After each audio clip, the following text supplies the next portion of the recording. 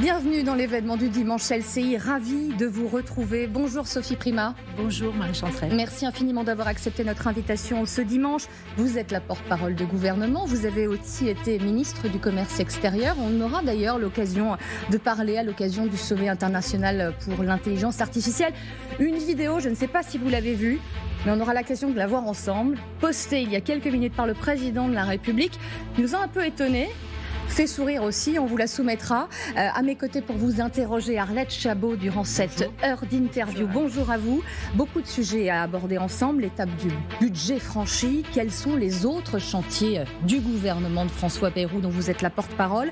Et d'abord un mot qui revient dans la bouche de très nombreux responsables politiques, le référendum. Selon notamment nos confrères de la Tribune dimanche, le président entend bien en organiser un.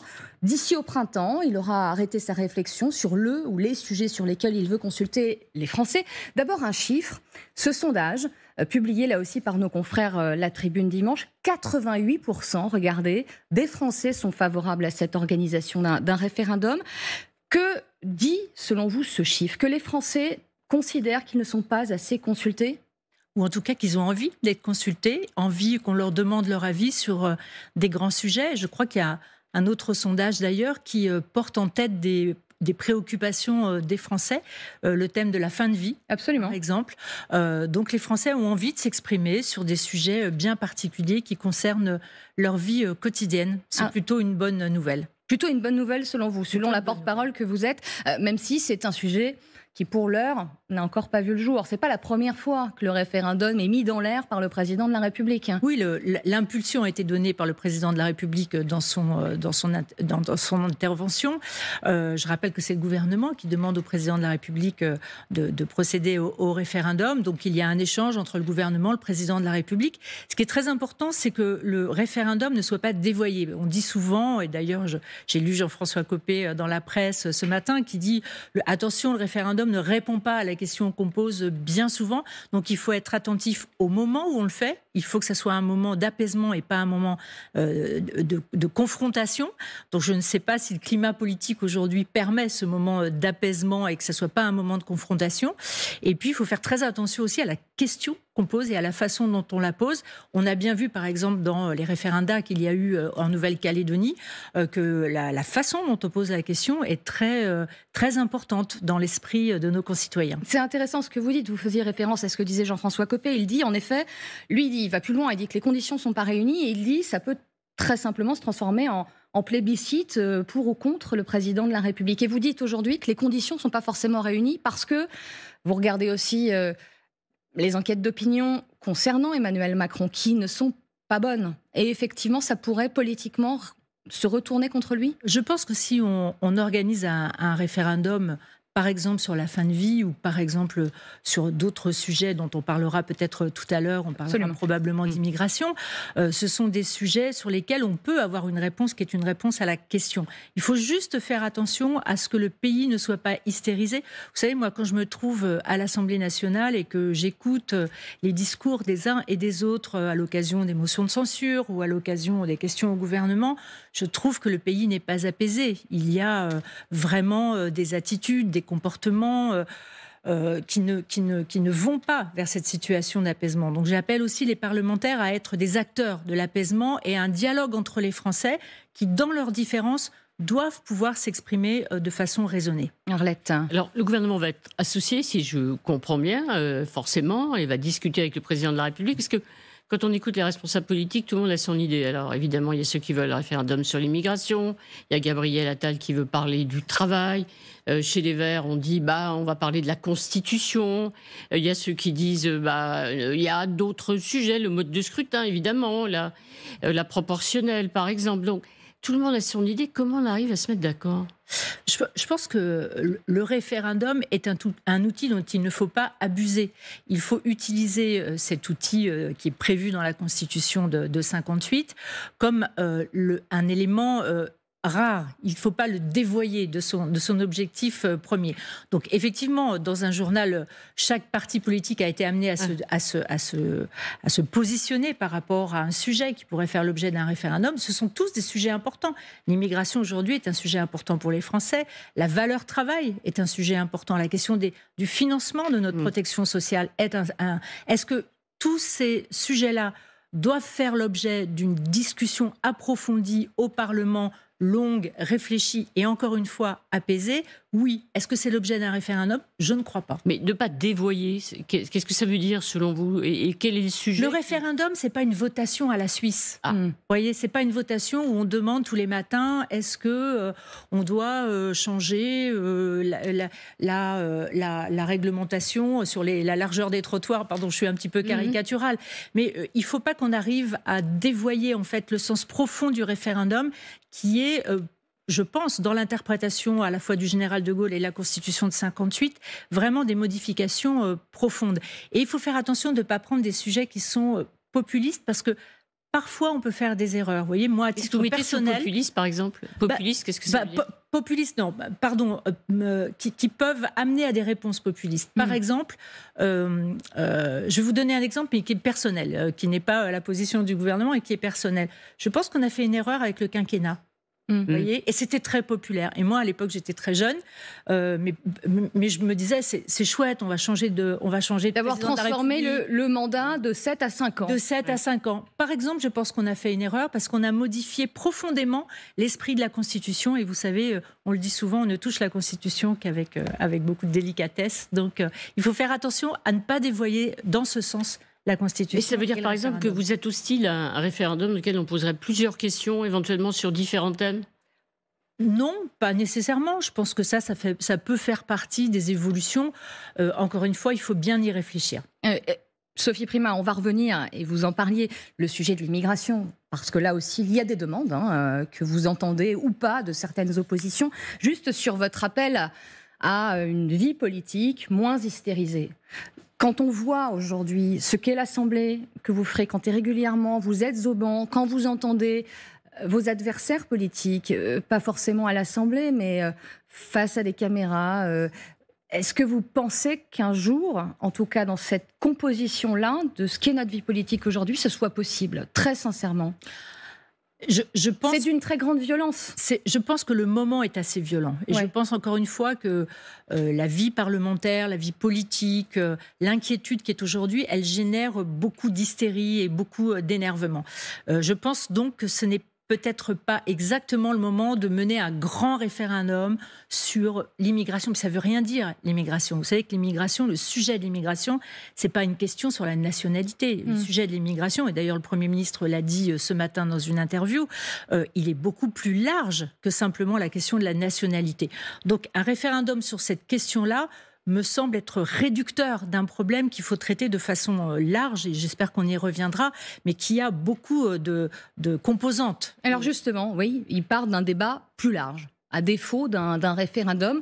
J'ai envie, et on a envie de vous demander d'abord, qu'est-ce qu'il faut comprendre par ce mot de débat? Est-ce qu'il y a une volonté, c'est le centrisme pur et dur qu'incarne François Bayrou, de gagner du temps, de pas forcément... aller si vite sur la question, sachant que peut-être la situation politique l'en empêchera? Comme c'est joliment dit. Comme c'est joliment dit. Je pense qu'il y a à la fois le débat et il y a l'action. Aujourd'hui, le gouvernement, après le vote du budget, est rentré vraiment dans une période d'action. Donc, l'immigration, il y a beaucoup de sujets dans l'immigration. Il y a le premier sujet qui est... Qui voulons-nous faire venir sur le territoire français? Et ça peut être un sujet de débat au Parlement. Vous savez qu'il y a un candidat aux élections présidentielles qui avait proposé, par exemple, que des quotas soient proposés par le Parlement et votés par le Parlement en fonction de la situation économique, des besoins de notre territoire.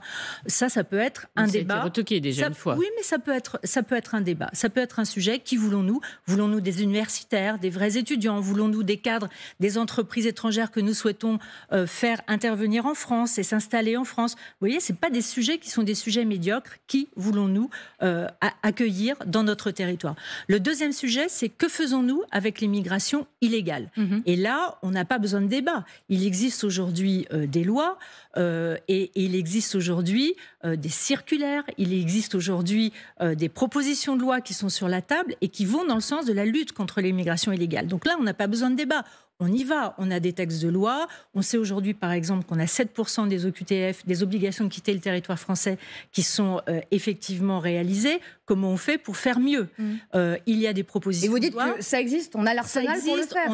Alors comment on a l'arsenal, on active, en fait, on fait preuve de détermination. Vous savez qu'on a de meilleurs résultats en 2024 qu'en 2023.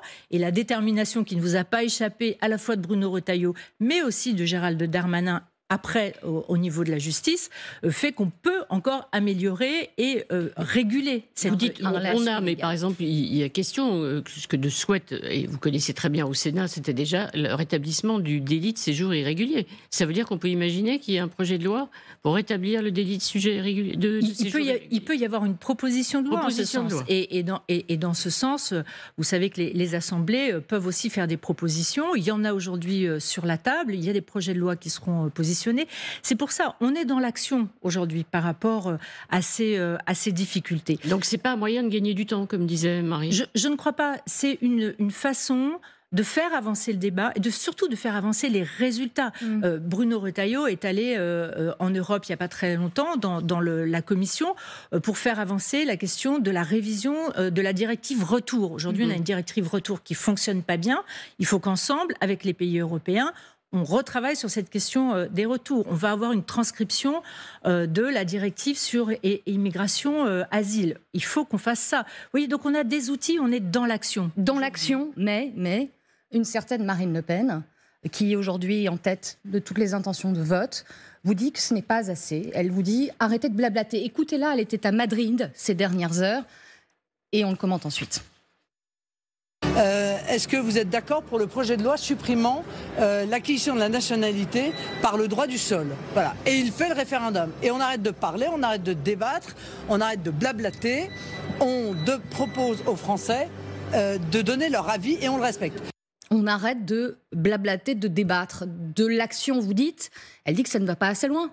Non, et ils sont plusieurs à le dire aussi. Elle résume la question de l'immigration à la question de la nationalité. Mais comme je viens de le dire, c'est une toute petite partie de la question de l'immigration et de la question dont on accueille les personnes, comment on les intègre et comment on travaille à une meilleure gestion des flux immigratoires. Si la question de la nationalité est un sujet, et elle a raison de le poser, et on doit avoir un débat là-dessus, ce n'est pas l'unique sujet. Vous voyez, il y a les questions de l'accès aux prestations sociales, par exemple. Il y a des propositions de loi qui ont été déposées au Sénat. C'est un sujet qu'on peut avoir de façon sereine, là aussi, et en débattre. Ça, et il faut avancer les choses. À titre personnel, vous y êtes plutôt favorable ? Bon, on peut avoir le débat, c'est pas une question d'être pour ou contre. Le fait de proposer des prestations sociales dès les premiers mois d'arrivée, la même façon, si on fait rentrer des personnes sur notre territoire pour qu'elles travaillent, elles vont cotiser, elles vont avoir une action positive sur les comptes sociaux. Il faut que les conditions d'accueil de ces personnes immigrées soient totales. Si elles viennent de façon illégale et qu'elles ont droit à des prestations sociales, tout cela nécessite du débat et de l'action. Et on n'est pas dans le blabla, on est dans les projets de loi. On est dans les propositions de loi qui seront débattues au Parlement et effectives. En évitant la censure du Conseil constitutionnel, évidemment. Oui, je vous rappelle, Arlette Chabot, que la censure du Conseil constitutionnel lors de la loi immigration, c'était très technique. C'est-à-dire que le Conseil constitutionnel a considéré que ce qui avait été rajouté, notamment au Sénat, n'était pas en lien direct avec le projet de loi. Et c'est à ce titre que ça a été rejeté sur le fond. Une question, et on viendra aussi à ce que disent le gouvernement dont vous êtes la porte-parole, parce qu'il y a des personnalités diverses. Juste sur la question d'un débat autour de ce qu'est être français, François Bayrou, il a évolué avec le temps. Ont été exhumées ces dernières heures, jours, des archives qui ne sont pas si lointaines. On était en 2009, Nicolas Sarkozy était président de la République et il avait le Premier ministre d'aujourd'hui, François Bayrou d'avant, avait vivement critiqué ce débat sur l'identité nationale en disant que ça n'appartenait pas aux politiques. Rien n'est pire d'en faire, disait-il, un sujet d'affrontement, surtout quand par ailleurs on laisse abîmer l'image de la France. France. C'est quoi on peut changer d'avis, avec les années, parce que la réalité politique aussi a changé, parce que le Rassemblement national est à ce qu'il est aujourd'hui dans notre pays. Je pense que la question de l'immigration, dont Nicolas Sarkozy s'était saisi de façon très très volontaire, n'avait pas eu le soutien politique nécessaire à l'époque, et probablement que si nous avions été jusqu'au bout de ce que Nicolas Sarkozy souhaitait faire à l'époque, avec un soutien beaucoup plus large politique, peut-être aurions-nous évité aujourd'hui d'être dans une situation où les Français font du sujet de l'immigration un sujet réel pour 75% d'entre eux. Vous voyez, donc on n'a pas répondu suffisamment. Alors la pensée politique, elle évolue. Je vous l'ai dit tout à l'heure, moi j'ai voté, j'étais pour le fait que le quinquennat s'impose à la place du septennat. Aujourd'hui, je pense exactement le contraire, parce que la situation, l'expérience, ce que nous vivons collectivement est une réalité. Et donc, notre pensée politique peut évoluer. Mais il peut y avoir des débats organisés en France, un peu partout, des mini-grands débats. Est-ce que c'est souhaitable, comme l'avait fait à l'époque Nicolas Sarkozy? Est-ce qu'à votre avis, c'est nécessaire et ce serait intéressant? Il y a eu beaucoup de réflexions sur donc on arrête français. Là. Non, je pense que le débat est toujours important, et surtout sur ces sujets-là. Moi, j'ai été maire d'une commune de 12 000 habitants où la moitié de la population est d'origine étrangère, même si une grande partie d'entre eux sont français. Ils sont intéressés par ce débat-là. Ils disent, nous, on est français, on est dans notre pays ici, et d'ailleurs, on n'est plus du pays d'origine. Donc, on est dans notre pays et on adhère, mais on veut plus de liberté sur cela, on veut plus de reconnaissance. Donc, le débat, il peut être apaisé, mais c'est aux politiques de l'apaiser. Il ne faut pas que les extrêmes l'hystérisent, parce que dans ce cas-là, il ne faut pas faire de débat. Dans ce cas-là, on prend des dangers sur l'unité de la France, qui est déjà un peu chahutée. Mais si je vous comprends bien, pardon de préciser, il n'y aura pas ces débats un peu partout en France. Pour l'instant, ce n'est pas arrêté. Non, ce n'est pas arrêté, et je ne sais pas quelle est l'idée du Premier ministre en la matière, mais je pense que si un débat est organisé, il doit être serein. Je vous entendais, vous étiez maire d'une ville où l'immigration avait sa place, où la mixité existe.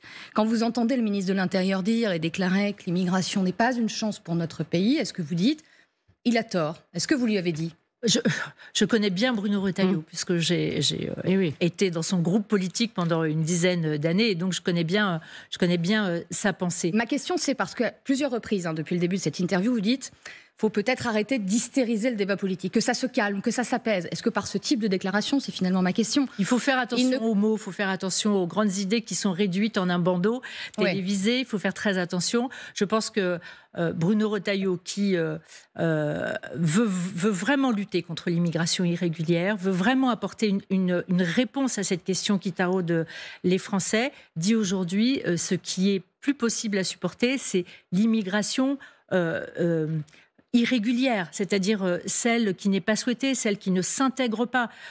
Avec l'immigration régulière, il n'y a pas de difficulté. L'immigration intégrée, il n'y a pas de difficulté. François Bayrou qui le dit, il n'y aura pas de conflit, Arlette, à l'intérieur du gouvernement sur ce sujet, mais on a regardé les déclarations des uns et des autres. Alors, ça pose question. Il n'y aura pas de conflit, mais il y a quand même des positions effectivement extrêmement divergentes, bien entendu, entre un Gérald Darmanin qui dit que le débat doit s'ouvrir sur le droit du sol. On sait ce que pense Bruno Retailleau, et c'est sur une position que vous avez soutenue, il faut un référendum sur l'immigration. Il y a Elisabeth Borne qui dit qu'elle n'est absolument pas d'accord avec l'idée d'engager un débat sur le droit du sol. Franchement, ce sont des ministres d'État, ce n'est pas rien au sein du gouvernement. Donc comment on évite des conflits? Vous allez me dire, c'est un débat au sein, ils sont bien élevés, ils se connaissent, mais quand même, c'est quand même des positions tellement différentes. Comment elles sont conciliables au sein de ce gouvernement? Vous décrivez en fait ce qu'est la nouvelle méthode à laquelle personne n'est habitué. Ni le Parlement, ni les Français, ni parfois les journalistes, qui est la polyphonie, ce que j'appelle la polyphonie du gouvernement. Il ne faut pas que ça se transforme en cacophonie. Il ne faut pas que ça se transforme en cacophonie, mais François Bayrou, le Premier ministre, il a pris dans son gouvernement des cadors, des figures politiques dont les avis, dont les positionnements, les convictions sont très connus et parfois divergentes. Et il laisse en fait à chacun exprimer c'est sa façon de faire l'union, finalement. C'est sa façon d'aller chercher une majorité qui n'est pas évidente et qui n'existe pas à l'Assemblée nationale. Et ensuite, il tranchera. Est-ce que la question de la nationalité et l'acquisition de la nationalité française sur le territoire de la métropole est à mettre à l'ordre du jour des 2 années qui viennent ?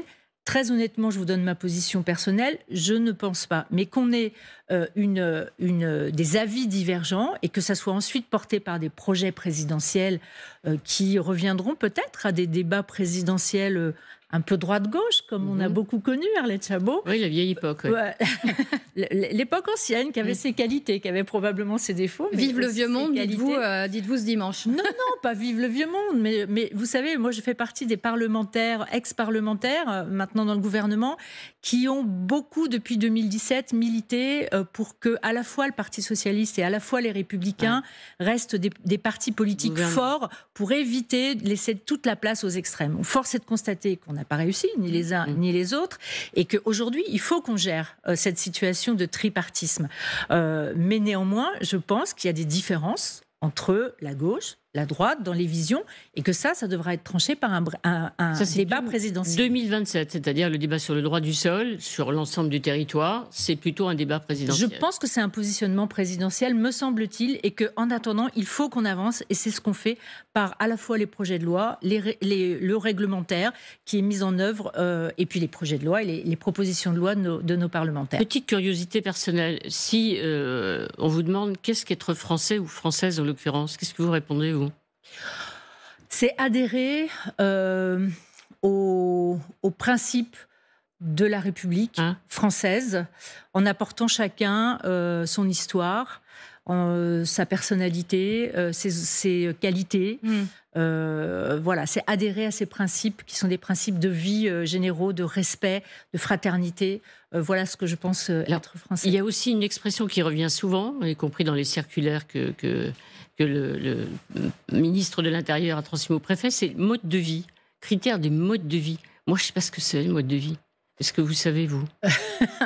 Pour l'intégration, signe de l'intégration, les modes de vie. Je comprends le respect de la laïcité, le port du voile, etc., respect de la loi. Mais mode de vie, je pense que ça recouvre tout ça. Ça recouvre effectivement et ce débat aura l'égalité femmes-hommes, par exemple. L'égalité femmes-hommes est peut-être à mettre là. C'est un mode de vie auquel nous devons nous accrocher, qu'il n'y ait pas de sectarisme, que tout le monde soit intégré dans ses différences.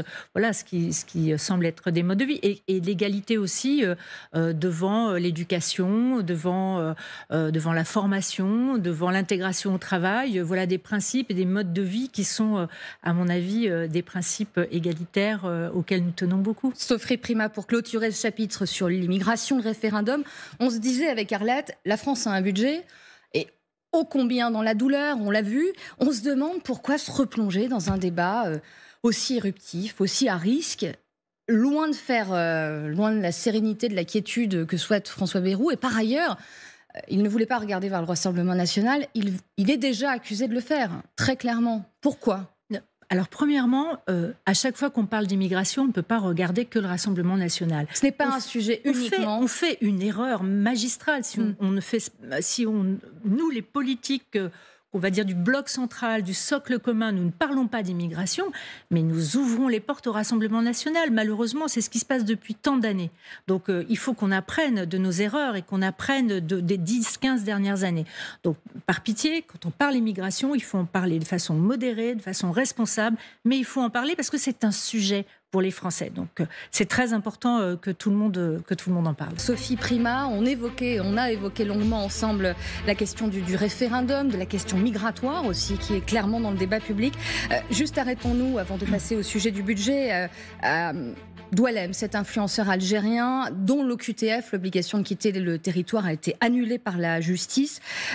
Pour le ministre de l'Intérieur, toujours lui, Bruno Retailleau, il y a un problème de règles juridiques. Il le dit, l'état de droit a été dévoyé au point que la règle de droit ne protège plus la société française.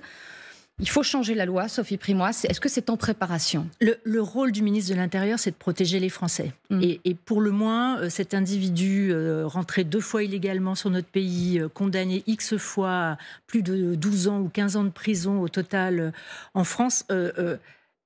c'est pas possible. Les Français ne peuvent pas comprendre qu'on puisse pas le raccompagner dans son pays d'origine. Donc l'expulser. Donc oui, je ne juge pas les juges, si je peux dire, mais si ils appliquent la loi et que la loi permet ça, alors il faut changer la loi. Parce que la loi ne les protège plus, Arlette. Alors, vous dites, je ne juge pas les juges, mais Bruno Retailleau a un petit sentiment, on va l'écouter, un peu différent peut-être du vôtre. On écoute. Est-ce que vous pensez que les juges font de la politique ? Pas tous. Et dans leur très grande majorité, ils se consacrent à faire appliquer le droit. Dans leur très grande majorité.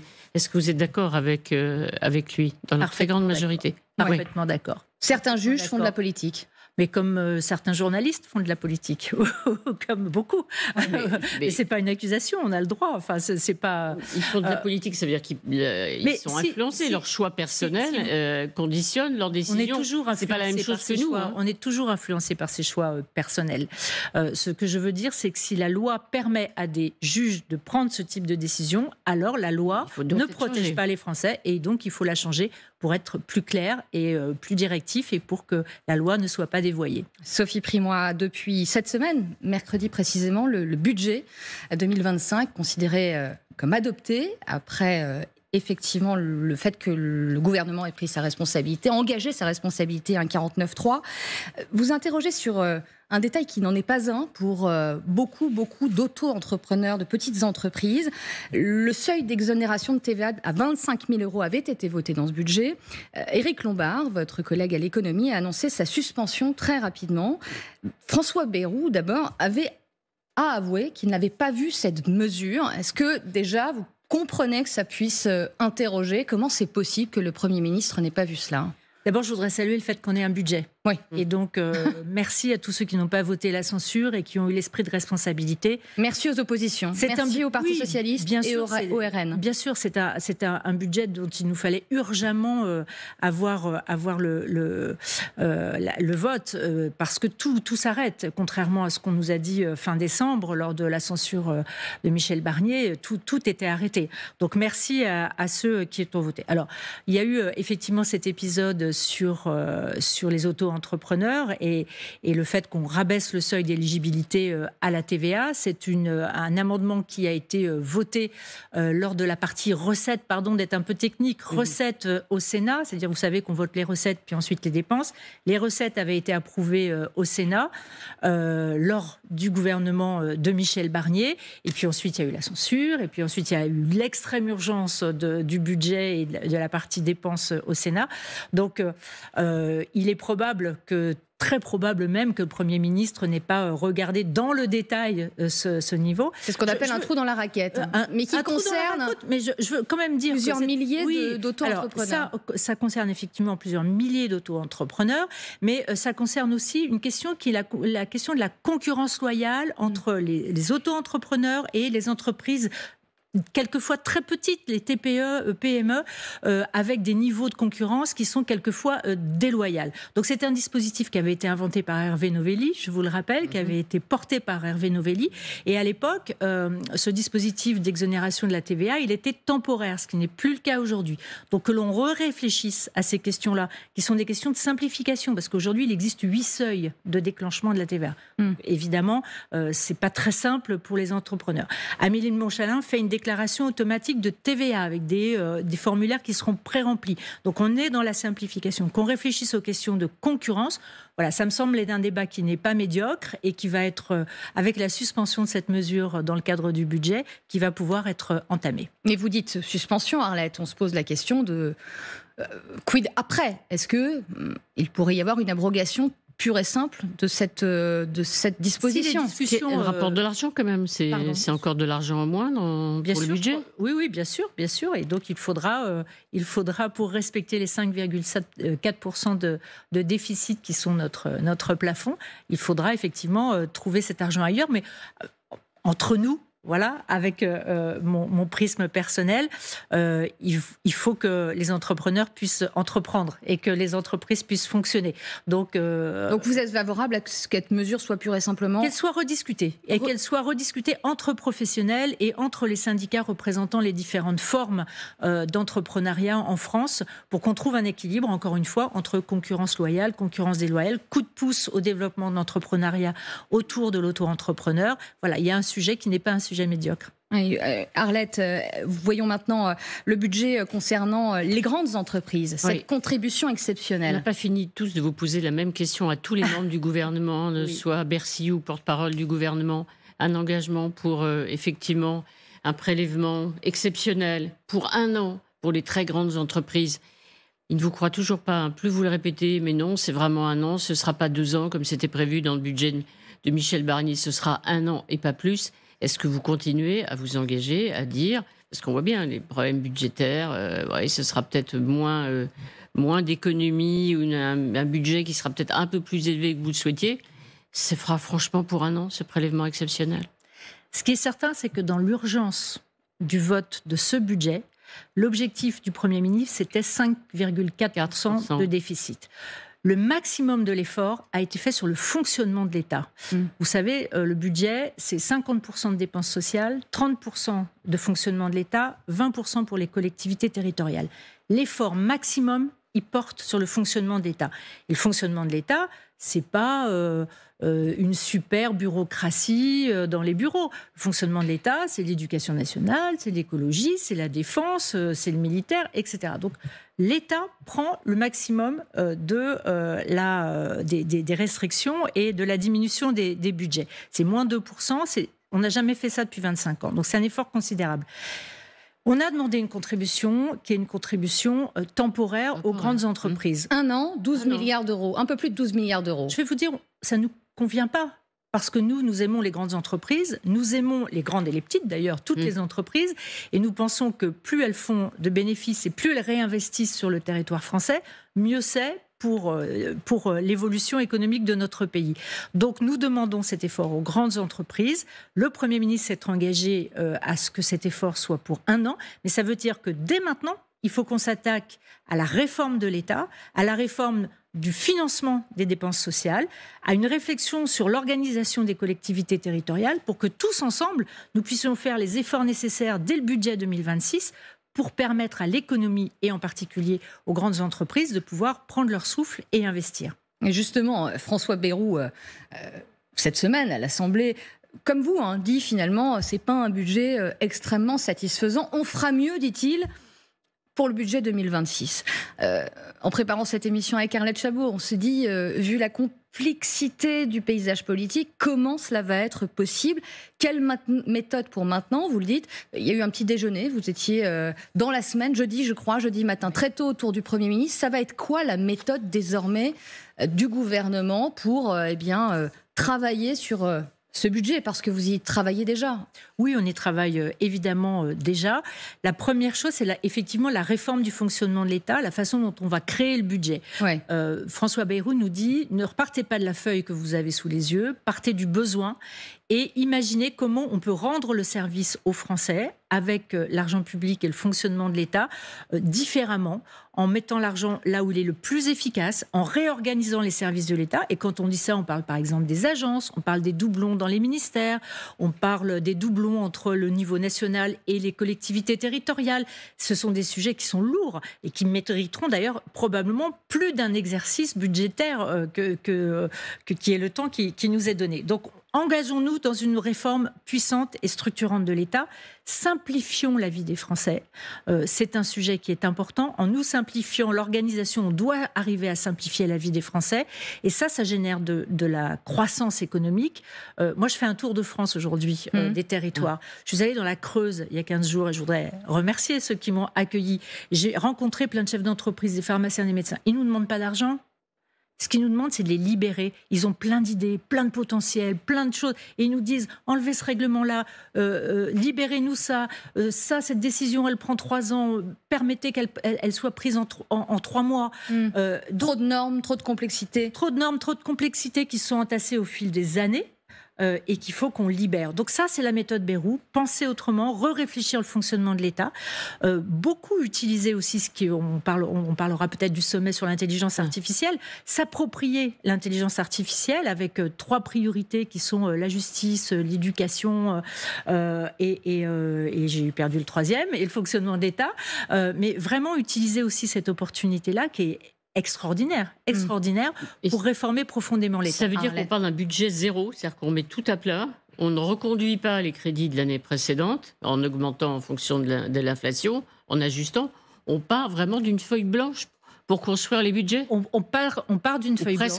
Presque blanche. Voilà. Et après, on met les moyens pour arriver à restructurer complètement l'État et à réformer en profondeur. Il faut qu'on reparle de tous ces sujets. Par exemple, le financement. Ça va être un sujet compliqué pour le Parlement, pour les parlementaires et pour les Français. Comment on finance notre modèle social aujourd'hui ? On voit bien que la question des retraites est un sujet épidermique. C'est compliqué. Et en même temps, il faut qu'on trouve un mode de financement qui soit un mode de financement pérenne. J'étais, dans mon tour de France, interrogée dans les Côtes-d'Armor par des habitants qui nous disaient « Mais comment on va gérer nos EHPAD ? Comment on va gérer le grand âge ?» C'est un sujet qu'on n'a jamais ouvert. Il faut qu'on l'ouvre avec les Français. C'est un sujet important, un sujet de dignité, un sujet d'humanité. Il vous a demandé, comme à tous d'ailleurs, d'aller plus sur le terrain, d'aller plus ouvrir des permanences. J'ai lu quelque part ici, là, c'est ça, de plus vous déplacer. Il ne vous a pas échappé que dans le gouvernement, on avait beaucoup de ministres qui étaient issus des territoires. Lui-même est de Pau, un territoire français. Il y va régulièrement. Encore. Et il y va régulièrement, ça fait même l'objet de polémiques. Moi aussi, je suis mon département, mais il faut qu'on reste les pieds ancrés sur nos territoires. Et moi, comme porte-parole, je me suis donné comme mission d'être à la fois ce matin la porte-parole du gouvernement, mais tous les jours la porte-parole des Français auprès du gouvernement. C'est notre objectif et c'est la méthode. Mais vous êtes quand même super optimiste parce que meilleur budget 2026. Des chantiers qui s'ouvrent sur tous les sujets, protection sociale, évidemment, éducation. Mais, pardon, mais vous n'avez toujours pas de majorité.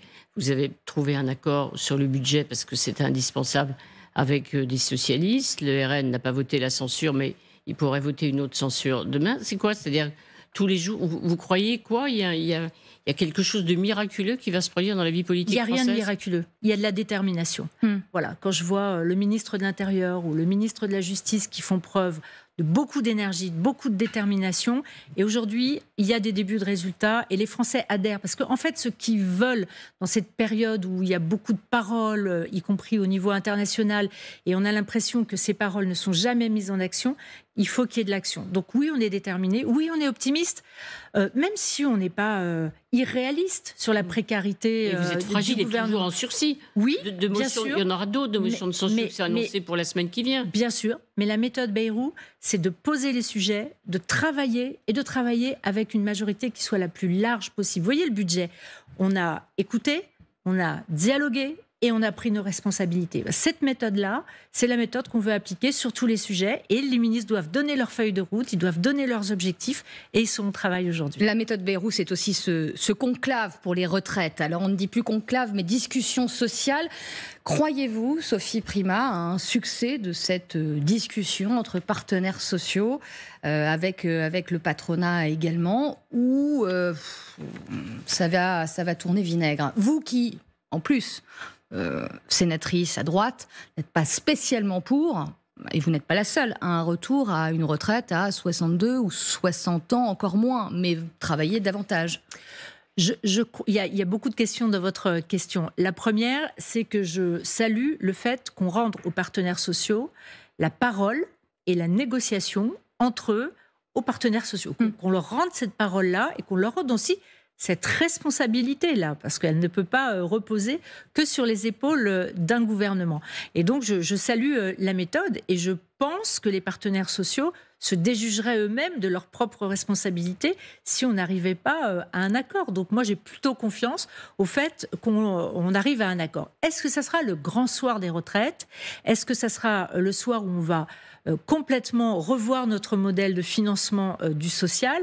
Je n'en suis pas hyper certaine, c'est en cela que je ne suis pas non plus irréaliste, mais je pense qu'on peut faire des avancées. Vous avez dit que moi, sénatrice, j'avais voté la retraite à 64 ans, je ne le regrette pas.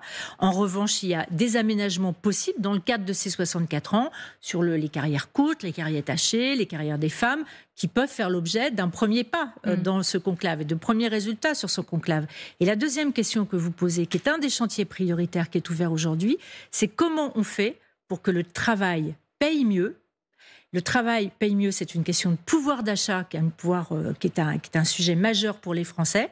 Et donc, en clair, comment on fait pour que ce qui est votre salaire brut en haut de votre fiche de paye et votre salaire net qui est en bas de votre fiche de paye soit le moins éloigné possible. Aujourd'hui, ceux qui travaillent ont une charge du financement social qui est très élevée, qui comprend le financement des retraites.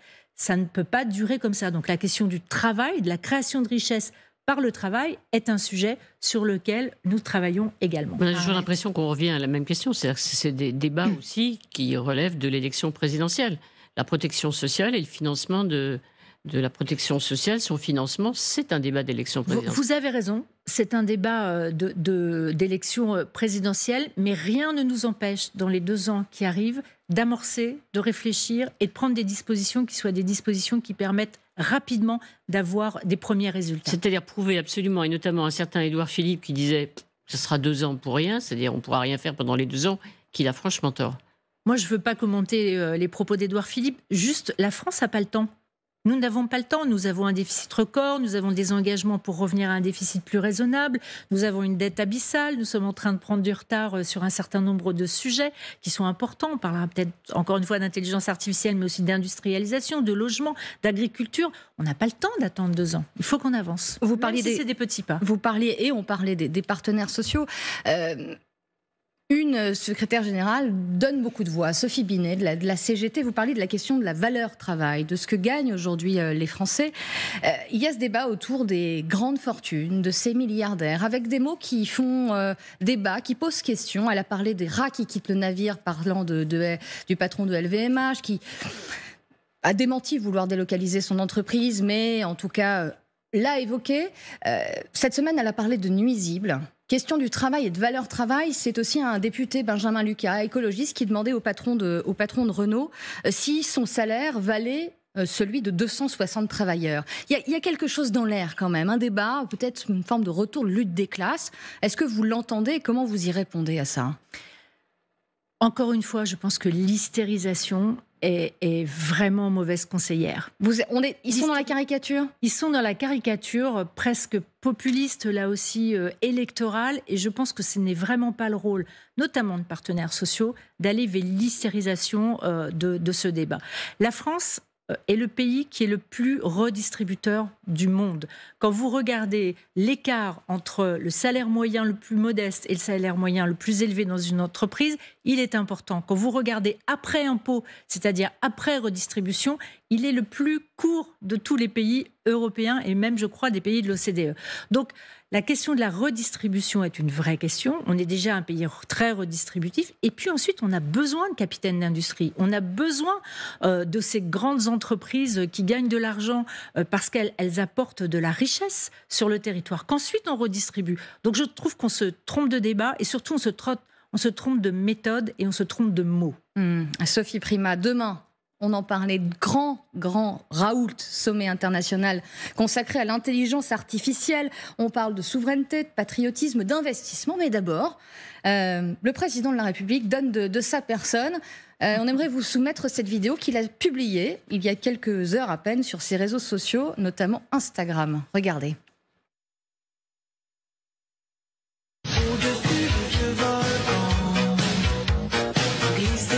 Je fais cette petite vidéo pour essayer de vous remonter le moral. C'est quand même une dinguerie, tu vois. Mon monsieur.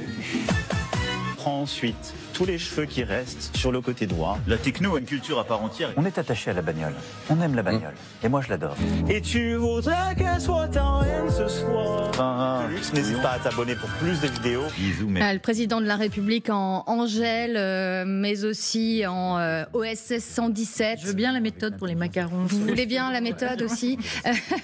Meilleur porte-parole de l'intelligence artificielle. Il alerte aussi sur les danger de ce qu'est l'intelligence artificielle aujourd'hui, qui permet beaucoup de choses. D'abord, ce que vous inspire cette vidéo publiée aujourd'hui? Elle m'inspire que c'est dans le tempérament du président de la République de vouloir toujours être disruptif. Oui. Donc c'est le président de la République dans son expression la plus large. Oui. Voilà. Arlette. Ça ne doit pas cacher en fait cet événement. Caché, hein, pas gâché, caché. Bien entendu. Cet événement qui est le sommet de l'intelligence artificielle, qui est quand même pour nous un élément de fierté, un élément de volontarisme et là aussi de détermination à pousser cette question de l'intelligence artificielle en Europe. Jean-Luc Mélenchon parle de colonisation numérique avec la présence du vice-président américain, par exemple, à Paris et d'autres. C'est du Mélenchon ? Oui, c'est du Mélenchon. C'est encore une fois les outrances de M. Mélenchon. Moi, je pense que la question de l'intelligence, nous pensons que la question de l'intelligence artificielle, c'est une nouvelle révolution. Il y a la révolution de l'imprimerie, la révolution du numérique. Là, on est encore dans autre chose. L'intelligence artificielle, c'est à la fois un sujet de croissance, d'amélioration de notre productivité, de débouchés intellectuels, culturels. À ceux qui dénoncent beaucoup de retard, c'est quoi? C'est des esprits chagrins. On a pris beaucoup de retard par rapport à nos concurrents. C'est une réalité aussi. Quand vous dites on a pris du retard, l'Europe a pris du retard. Parce que la France est leader en Europe de l'intelligence artificielle. On a 5000 startups, on a levé 3 milliards l'année dernière. Donc on est vraiment leader en Europe et c'est bien que le sommet de l'intelligence artificielle mondiale se trouve à Paris. C'est formidable, ça donne vraiment une puissance importante. Donc on est leader en Europe, mais l'Europe est elle-même un nain à côté des États-Unis et de la Chine. Mais l'intelligence artificielle a ceci de particulier que ce n'est pas forcément les 500 milliards des États-Unis en investissement sur l'intelligence artificielle qui va faire la puissance de demain. C'est l'intelligence, c'est la formation de nos élites. Et ça, aujourd'hui, en Europe, on a des atouts. Alors, il faut accélérer. Il faut accélérer. Il est temps de se réveiller sur le sujet. Il nous reste quelques secondes, Sophie Primas. Quelques secondes juste. Nicolas Sarkozy, un bracelet électronique lui a été posé ce vendredi. Ça vous choque? Écoutez, je trouve que tout cela ternit la fonction présidentielle. Après, je ne m'aventurerai pas sur les résultats du jugement. C'est pas à moi, évidemment, de le faire. Voilà, je regrette. Je vous le regrettez. Sophie Primas, merci beaucoup d'avoir été notre invitée ce dimanche. Merci Arlette.